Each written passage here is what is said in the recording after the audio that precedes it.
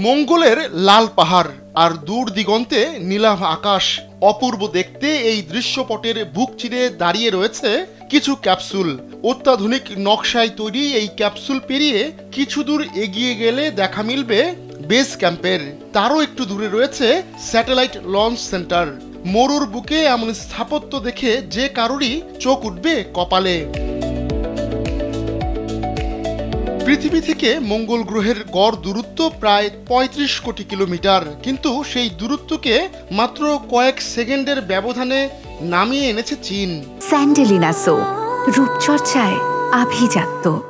না, মঙ্গল গ্রহ দেখার জন্য পাড়ি দিতে হবে না কোটি কোটি কিলোমিটার পথ, বরং পৃথিবীর বুকেই মঙ্গল গ্রহ চষে বেড়ানোর স্বাদ পাওয়া যাবে।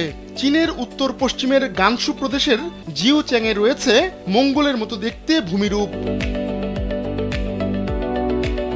স্পেস সায়েন্স ও টেকনোলজির সাহায্যে মঙ্গল গ্রহ থিমের এই বেস ক্যাম্প গড়ে তোলা হয়েছে। গানসুতে এই আউটার স্পেস ভ্রমণ পিপাসুদের আকর্ষণের কেন্দ্রবিন্দু হয়ে উঠেছে। ফুটেজে দেখা যায় গোবি মরুভূমির বুক চিরে গড়ে তোলা হয়েছে ফিউচারিস্টিক বেস ক্যাম্প।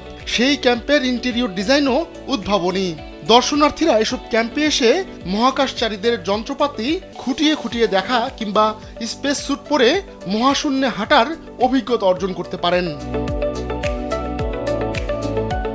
একজন দর্শনার্থী জানান, মহাকাশচারীরা কতটা সমস্যায় পড়েন তা অনুধাবন করতে পেরেছি, কারণ আমার মাথা ঘুরিয়েছে, আবার অস্বস্তিও লেগেছে। আরেকজন দর্শনার্থী জানান, মঙ্গল গ্রহ ও পৃথিবীর মাধ্যাকর্ষণের মধ্যে পার্থক্য বোঝার জন্য মেশিন থাকলে ভালো হতো। তবে এমন পরিবেশে আসার পর শিশুদের অ্যারোস্পেসের জ্ঞান অর্জন সহজ হবে বলে অনেকের প্রশংসাও করছেন। গোবি মরুভূমির ৬৭ কিলোমিটার এলাকা জুড়ে এই মার্স বেজ 1 গড়ে তোলা হয়েছে।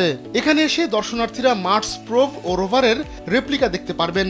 রয়েছে নক্ষত্র দেখার তাঁবু ও 3D প্রিন্টেড মার্শিয়ান বাসস্থান। এখানে রয়েছে simulated rocket launcher, manual spacecraft docking এবং মঙ্গল গ্রহের মতো আবহাওয়ায় হাইড্রোপনিক প্লান্ট বেড়ে ওঠা দেখার সুযোগ।